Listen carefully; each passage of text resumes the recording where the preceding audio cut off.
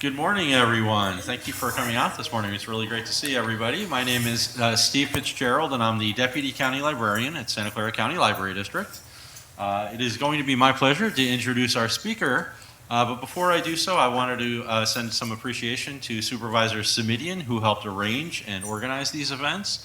Unfortunately, he had intended to be here this morning, but was unable to make it. We do have Kalita joining us from his office in the back here. And if you wanted to speak with her after the event, please feel free to do so. That being said, I'd like to introduce Erin West, who will be speaking today. Erin is with the Santa Clara County Library District Counsel's Office, the Deputy District Attorney. Erin West has a passion for assisting victims and has served as a Deputy District Attorney in Santa Clara County, California for nearly 25 years. She worked for the past 7 years with the REACT High-Tech Task Force, nationally known for its arrests and prosecutions of SIM swapping and recovery of cryptocurrency to victims of pig butchering scams. I'm going to tell you everything. I'm sorry? I said I'm going to explain all that. It's an interesting term. Ms. West leads the Crypto Coalition, a group of 850 local, state, federal, and international law enforcement agents who specialize in cryptocurrency investigation. So without further ado, Erin West. Thank you. Thank you. Thank you so much for having me here today. I'm getting used to this microphone for a sec. I'm actually surprised and delighted to see so many of you because you are exactly the number and type of people that I want to reach. I talk a lot in other groups about what's happening, but I don't always get the opportunity to talk to my community, and you all are the people that I hope I never interact with in a professional basis, because I want to give you this information so that you don't become victims of some of these scams that are, I am here to tell you, completely out of control and trying to get you any way they can. So I want to talk to you about some of them this morning. I want to start off telling you a little bit about myself. I'm a prosecutor, but even more important to me, I am a gardener. This is my garden, and I love to grow. This is some ranunculus from last year, some sweet peas, and some dahlias. And I'm showing you this not just because I like to garden, but because I want to talk to you about what has happened in my own backyard. And the reason I'm telling you this is because if it's happening in my backyard, it is happening in your backyard. So the stories I'm going to tell you today are things that have come to my attention while I'm sitting here in my backyard. I like to sit back in that seated area, and I get calls from friends and emails and texts from friends about things that have happened to them. Just today, I was talking to a woman in this group who was telling me about a scam that was perpetrated on her, and we'll talk a little bit about that. But I think more and more we're seeing that if you haven't been personally touched by a scam, you know someone who has. And so the best defense we have against these scams is to be knowledgeable about what they are so that we can talk about them. And so not only do I want to educate you, I want you to go to pickleball and talk about this. I want you to talk about this at your nephew's soccer game. I want you to talk about this amongst your friends because we're getting clobbered by these scams. So let's talk about the first one. The first one I want to tell you about is one that hits home for me because I have a son. I have two sons. They're 16 and 18. And about a month ago, I got a phone call when I was coming home from work. And it was someone who saw me on LinkedIn. I love to talk on LinkedIn and talk all about what's going on and what I see in the field. So this person knew that I knew a little bit about cryptocurrency scams. And this person said, this person who lives literally 2 miles from my house says, I'm a 60-year-old man, I am retired, and I got a call from someone that I thought was my son. And this person is crying and sounds exactly like my son and says, I've been in a car accident, I was drinking, They're going to arrest me and they're going to take my phone, so I want to give you some information that I need you to take down. I want you to know that I caused this accident. The woman whose car I hit was pregnant, and she has a child in the back seat, and so this is serious. And the man taking the call was saying that his son was upset, and so he immediately went into, I gotta fix this mode. Not questioning, is this my son? Does this make sense? But this is what the scammers feed on. They wanna give you a sense of urgency, a sense of this has to be done right now. So the son says, they're taking my phone, and so what I need you to do is call this lawyer. Here's his name and his number. And so the dad gets off the phone and he calls the lawyer. And a gentleman answers the phone and says, yes, I'm a lawyer. Oh, tell me about this situation. Oh, that does sound very bad. And your son will be arrested and he will be held. And he will definitely go to jail and be in jail. So if you want to help your son, probably the best thing for you to do is call the clerk of the court and figure out what the bail is and how to get him out of jail. So the dad hangs up the phone and he calls the clerk of the court.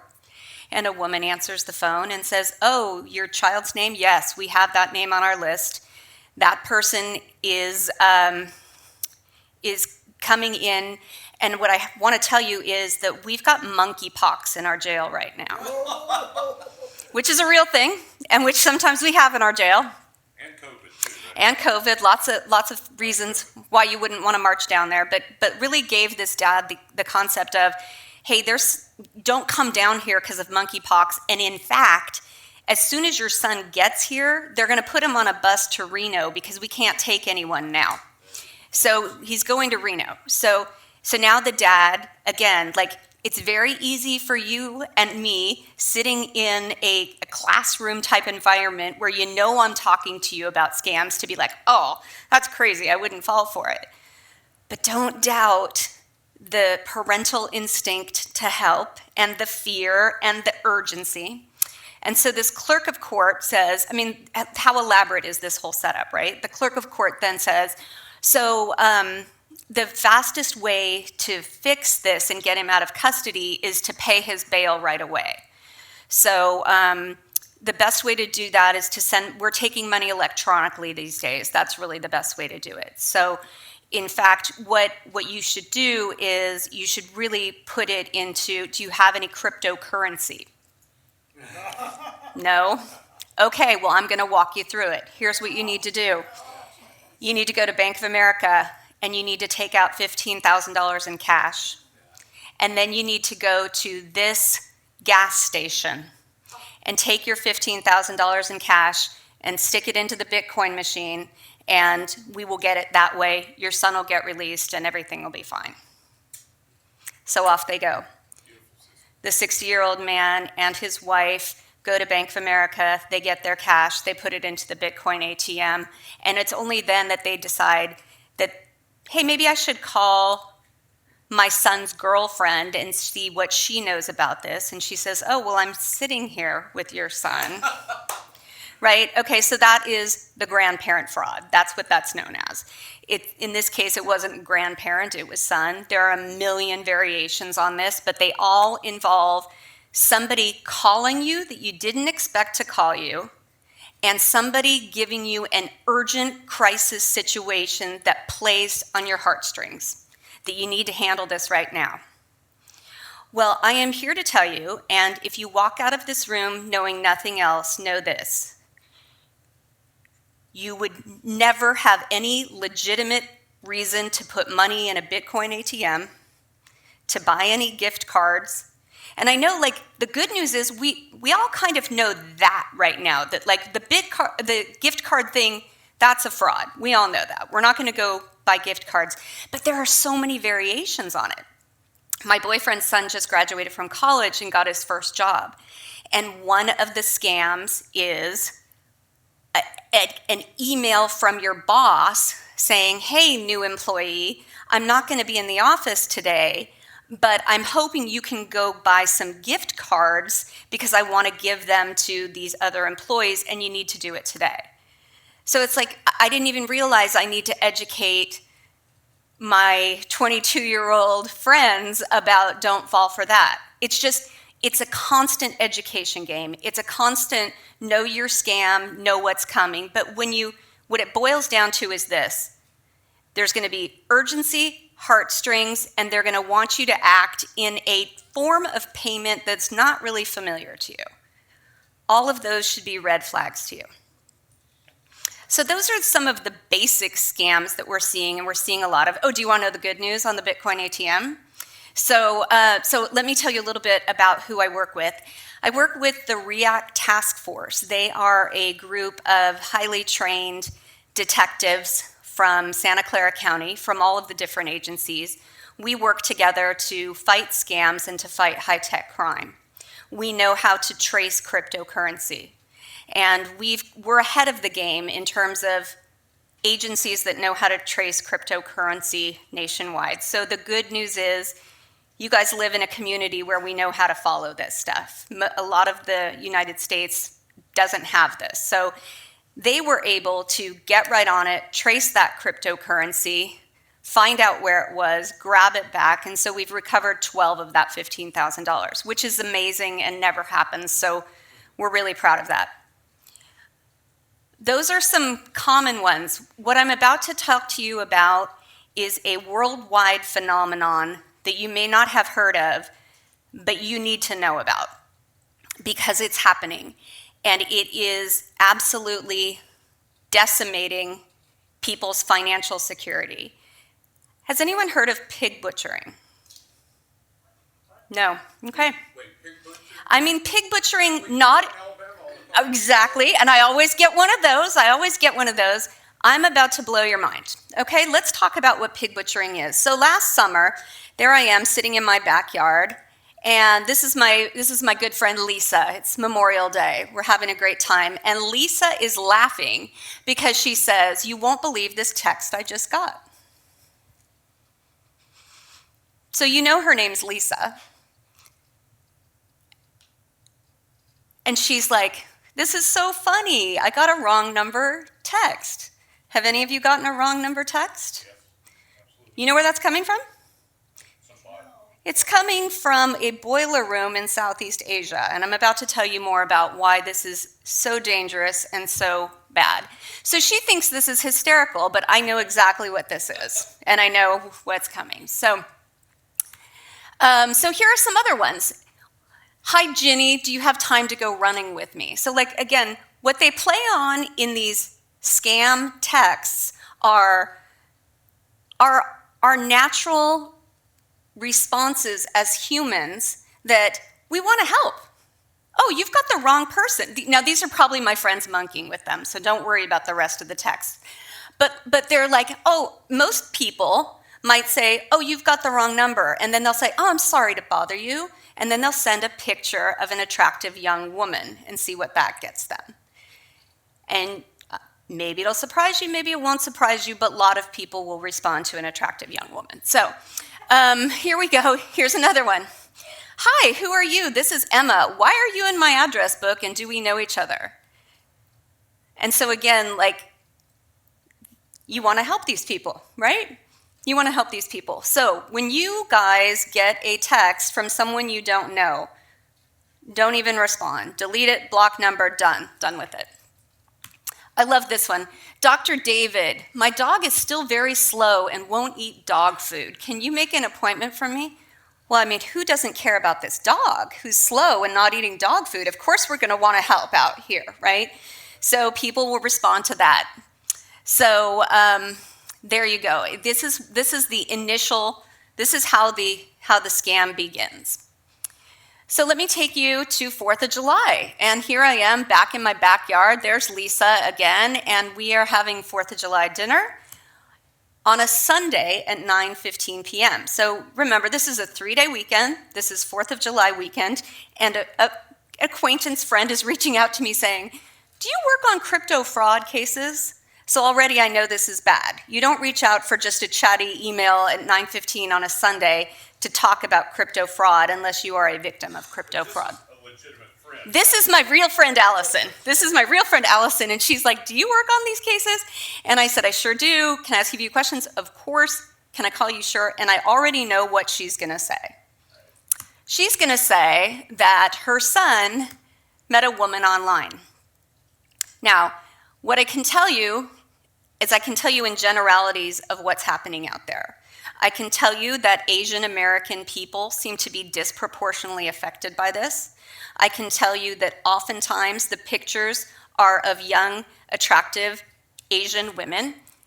So when I heard that that's what this was, I wasn't surprised at all. So let me tell you how the scam works.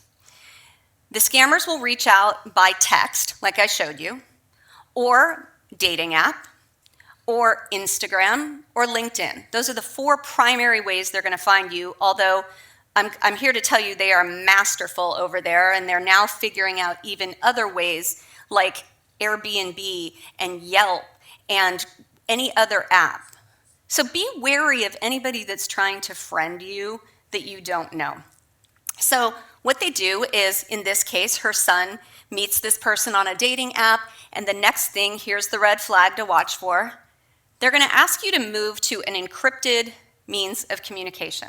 So you're probably all familiar with texts. Some of you might be familiar with other means of communicating by phone, but what they're going to want you to do is they're going to want you to move to WhatsApp, Signal, Telegram. Those are all end-to-end encrypted ways of talking. Makes it difficult for the police to get records of what's happening. And so they don't want to be on those social media platforms any longer than they have to be, because they know that social media, they will get shut down. So they are moving themselves right off. And I said, and then my friend tells me, and then she wants to talk about cryptocurrency. So here's how the scam works. So once they have, this is a long con.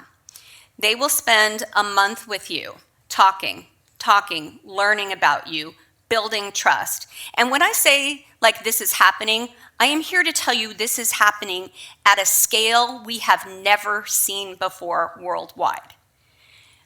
So they begin these conversations, and the whole point of this month-long courtship is to develop a trusted relationship, to get you feeling the feelings of endorphins of a new special person in your life, and to really figure out exactly how much money you have, because they're going to take every last penny, and then they're going to make you get a loan for more. So I'm going to tell you how that happens, but that's the courting process that's going on for like a month.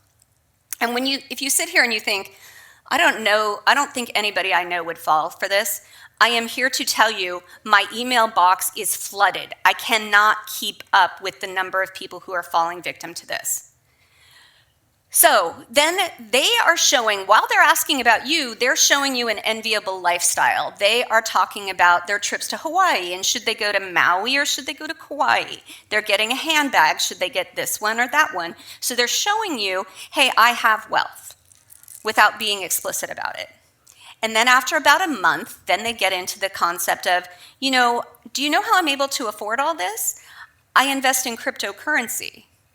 And most people, and I'm also here to tell you about the group of people getting scammed. They're smart, they're educated, they have good jobs, they're doctors, they're lawyers, they're teachers, they're friends, they're cousins, they're everyone.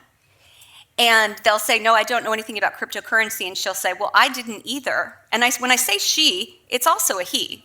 The demographic is like, they know how to go after a millennial female. They know how to go after a 30-year-old man who's just building his nest egg as a software engineer. They know how to go after a 50-year-old divorcee. When I say they have a playbook, they literally have a playbook and scripts for all of us. And this stuff is, yeah. One question. This has to be so incredibly organized to keep so many on the hook, and the stories are so different, right? Yeah. I mean, no person can remember this, and there's a lot of these people doing it. I'm going to show you a There's gotta be picture. somebody that's managing, or there's got to be big teams managing. The scale is massive. Yeah, I'll show you a picture in a minute of what the inside the scam factory looks like. And so anyway, so then they get you to invest in cryptocurrency. And the way it works is you make this initial investment in cryptocurrency at whatever a minimal amount is to the person that they're courting. So say it's $1,000, and they put it into this investment, and they can see a beautifully done web page for this investment, and they see within an hour, all of a sudden, now they've got $1,500. Okay. And then they bring on some of the pressure of time, like I talked to you before, and they'll say, well, you know what, there's going to be another investment window this weekend, and so if you can get together $20,000, that's when you can really make, and these people will get $20,000 together. Then they're looking at their thing and they're like, oh my God, now I have $30,000.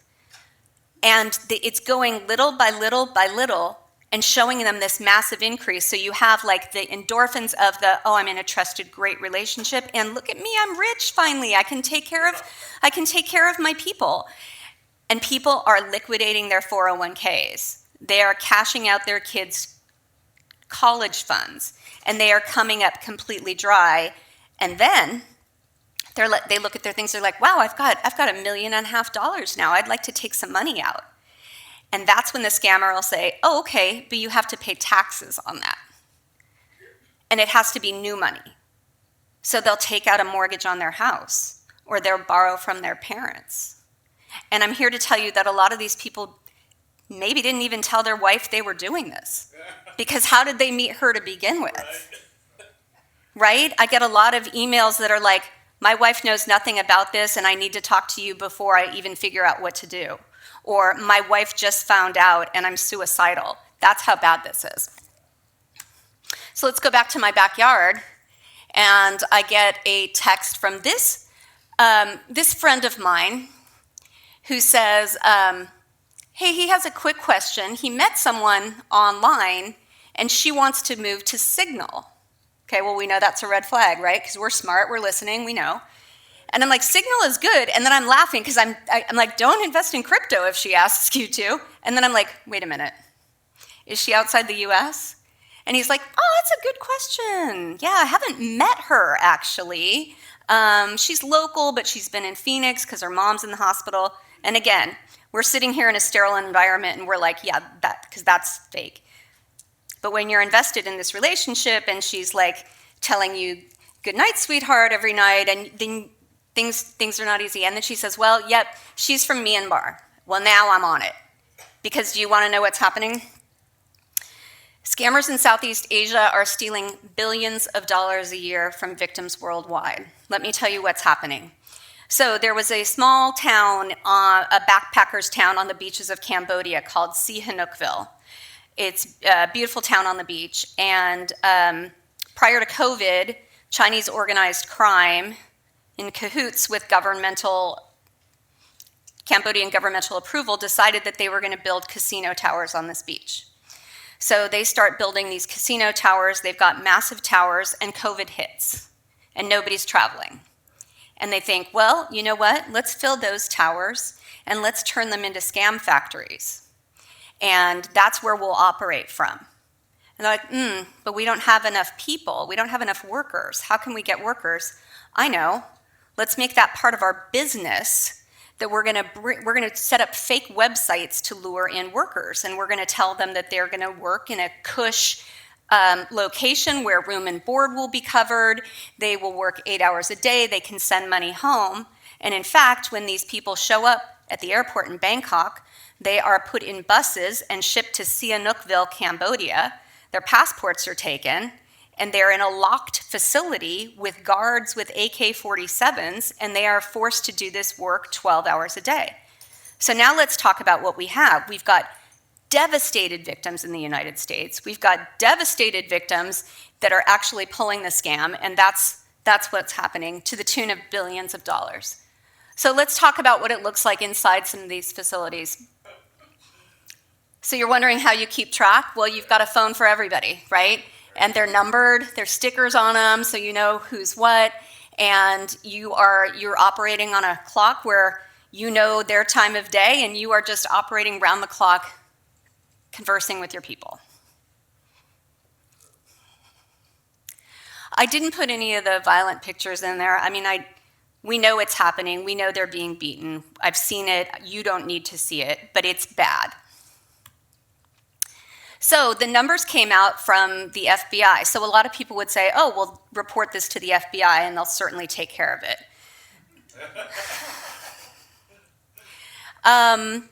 So let's also talk about the people that we know to be victims. A lot of people who are victims of any crime do not want to report to the police. I can think of a million reasons why you wouldn't want to. You're a sexual assault victim and you're going to relive that. You are a victim of a hate crime and you don't want to deal with someone who may not be empathetic to your situation. And certainly our victims of financial crime are reluctant to report to the police for a number of reasons. And so we know that these numbers are low. FBI says last year $10 billion lost. And what their number one crime is investment scam. That's pig butchering. That's $3.3 billion is what they know about. So let's say conservatively it's 3 times higher than that.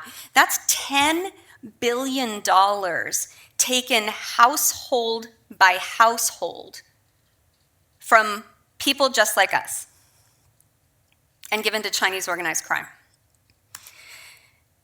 Now, I love to win things, but I sure do not love to be the big winner here. $2 billion from the state of California is headed overseas, never to come back. And look, we're not even close. We're like over 2x Florida, nearly 3x New York and Texas. Like, we're killing it at getting victimized. Right? So let's continue to talk. Let's let people know about scams. Let's really be so cautious and conservative about what's happening on our phones and what's happening on our computers. But it's more than just financial loss that's affecting our people. This is a story that was written last year from Forbes, and this gentleman lost more than $1 million, but the toll is so much more than the loss of financial stability. It's the mental anguish. So this is an actual transcript. I'll let you guys take a minute to read it. Between Cy, our victim, and Jessica, our human trafficked victim, forced to communicate with Cy.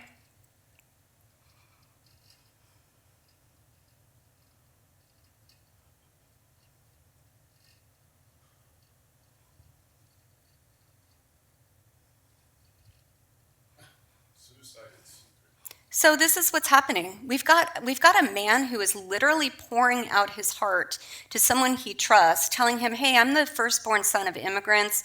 I'm trying to take care of my family. I'm trying to take care of my brothers and sisters. My dad's dying.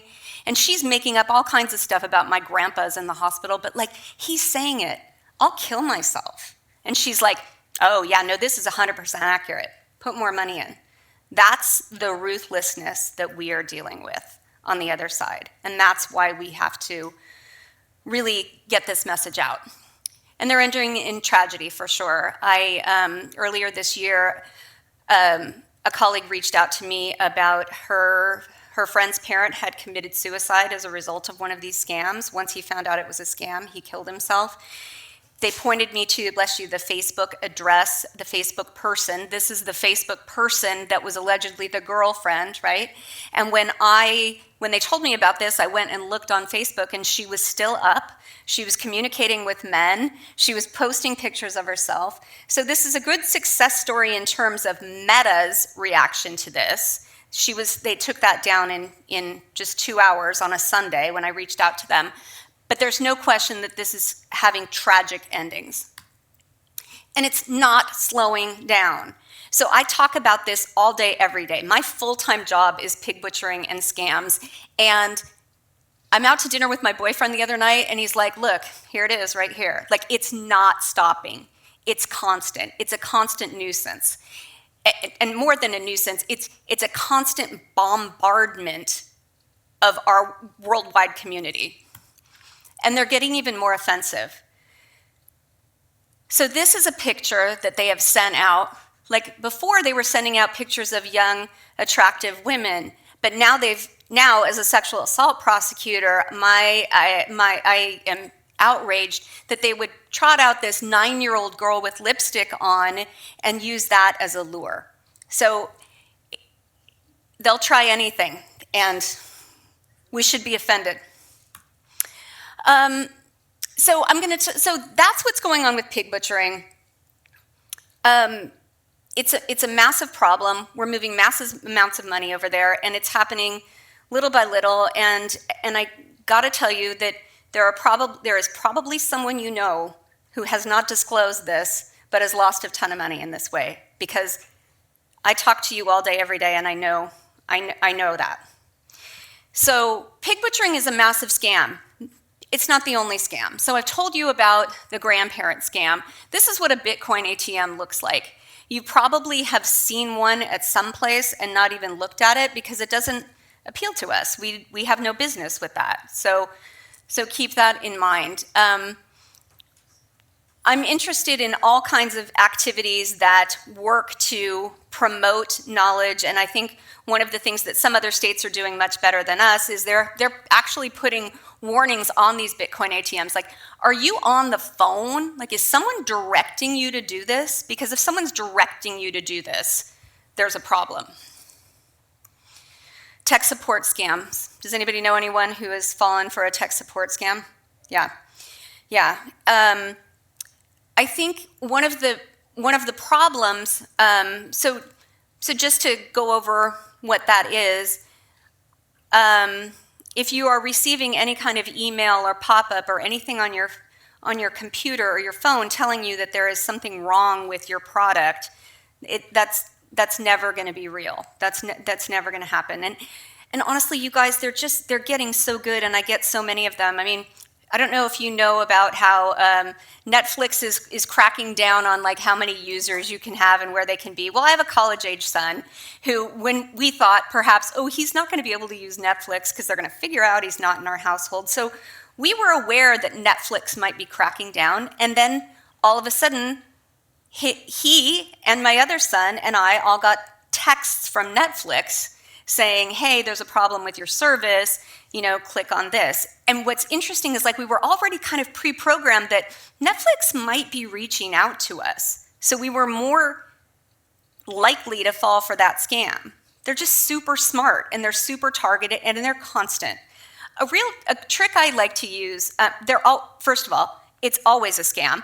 Netflix is never going to reach out to you like that. Amazon's never going to reach out to you. If you ever think that any of those might possibly be real, go to your own Netflix account and look on your Netflix account and see if there's some sort of message from Netflix or from Amazon. Don't ever go from like something that you got in your mail to the Netflix or Amazon account.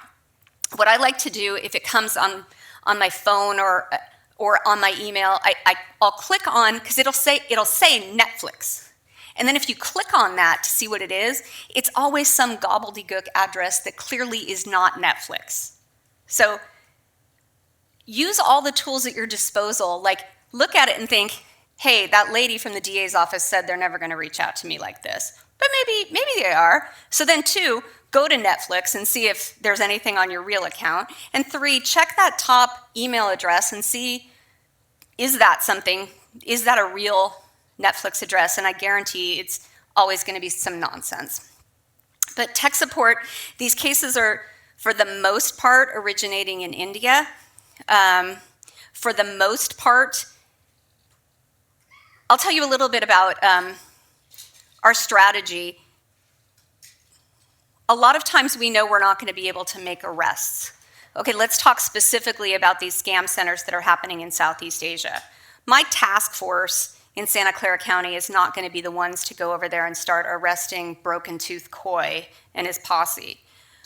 But what we can do is we can help our community. So when one of your friends comes to us and says, hey, I lost all this money. I'm so embarrassed and humiliated. I really don't want to tell. I'm so embarrassed. Can you help me? We can help you if you get here fast enough.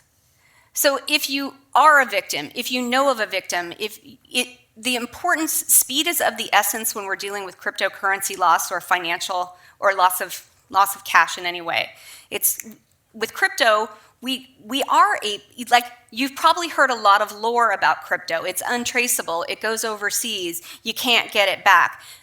None of those are true in the hands of the right investigator. And we are fortunate to work and live in a community where we do have the talent here that will be able to help you if you get there fast enough. So if you get there fast enough, let's say it's a tech support scam, let's say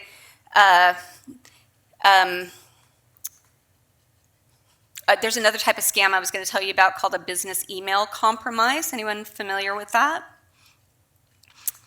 And in that scam, I'll give you an example. There was a company in Santa Clara County that's in the business of renting their facility to users for recitals, or it's a public space that makes itself available and you have to pay to rent the facility.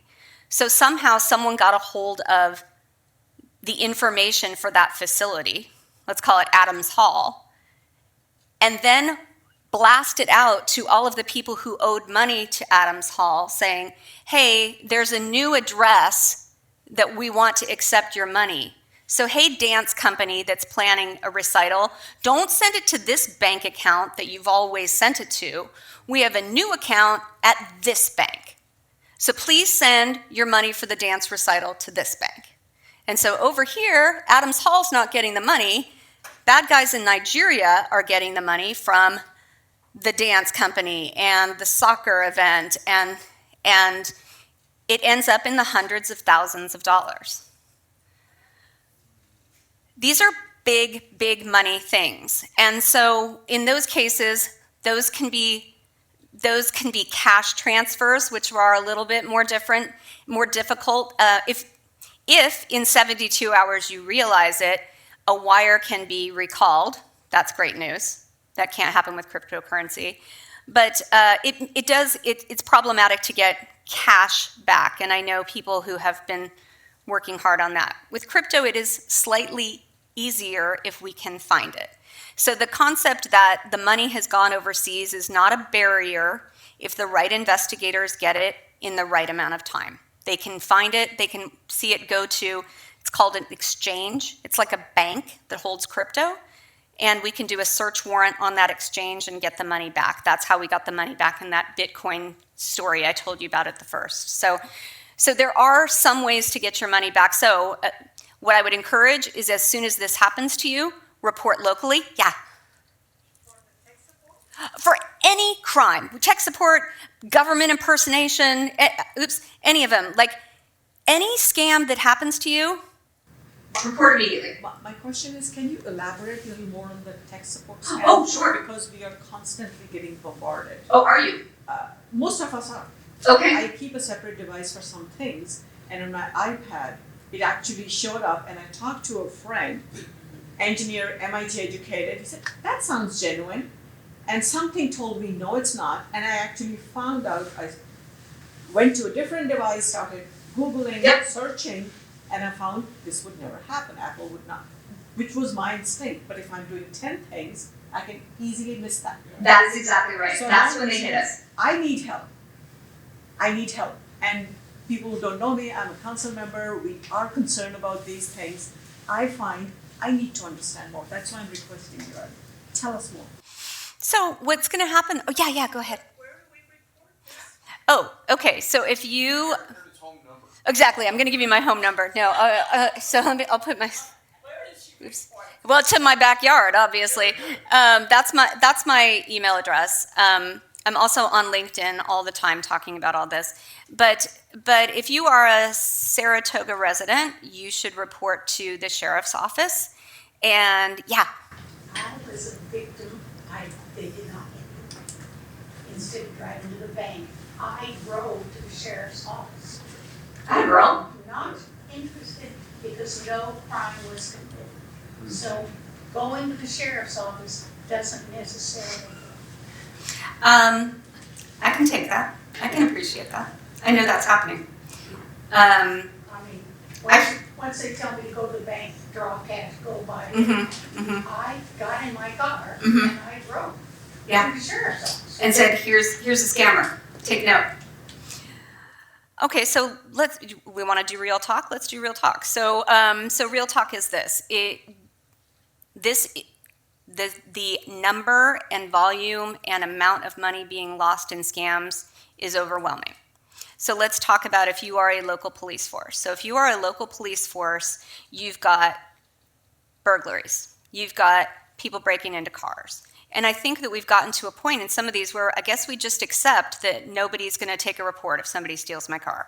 And that nobody's, that what we're really seeing is a real tragic, not enough bandwidth in our local law enforcement. So I hear you. I know what you're telling me is the truth, and I believe you, and I'm sorry that that's happening that way.